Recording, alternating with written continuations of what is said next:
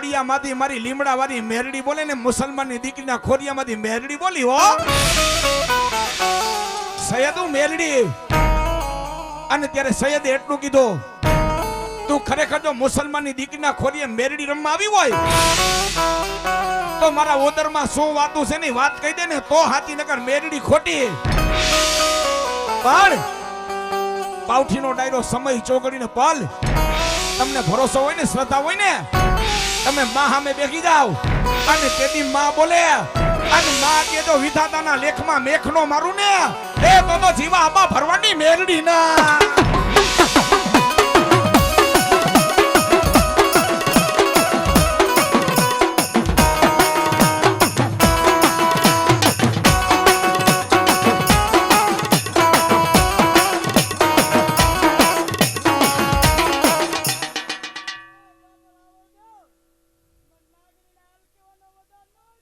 મામા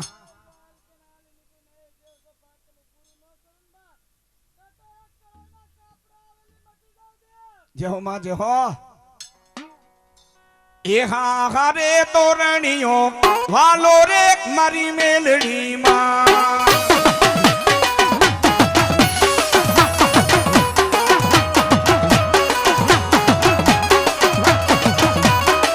એ હા હારે રે લીમડો વાલો રે મારી મેલડી માં.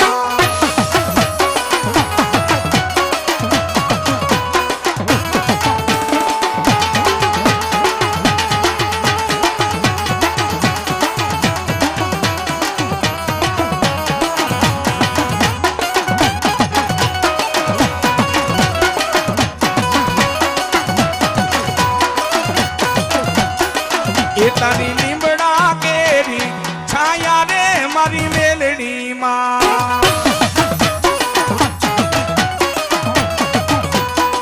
પણ બરોબર મુસલમાનની દીકરીના ખોરીએ માતાજી મેરડી શરૂ થયા છે. મુસલમાનના દીકરા જે વડો હતો ને સૈયદે કીધું, મારા ઓદરમાં શું વાત થઈ જાય તો ઈ કહી દે ને તો સાચું કે તું મેરડી સાચી નકર તું મેરડી ખોટી. ત્યાં તો મુસલમાનની દીકરીના ખોરીએ મારી મેરડી રમતા હતા ને રૂવાડે રૂવાડે માતાજી માંડ્યા રમવા. અને ત્યાં તો માતાજી મેરડી મુખમાંથી એટલું બોલ્યા, સૈયદ તે પેલા લગ્ન કર્યા, તે પેલી શાદી કરી ત્યાં દીકરો નો થયો માટે બીજી બીબી કરી, 3 બીબી કરી પણ ત્રણની આ દીકરા નો થયા.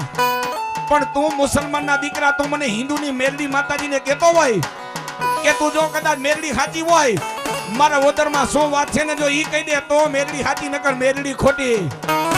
તો સાંભળ હવે તારા ઓદરની માલિકો શું વાત છે જો નો કહી દઉં ને તો હું લીલા લીમડા વાળી મેરડી નહીં હો. સૈયદ એક કલમ ને પુસ્તક મગાવ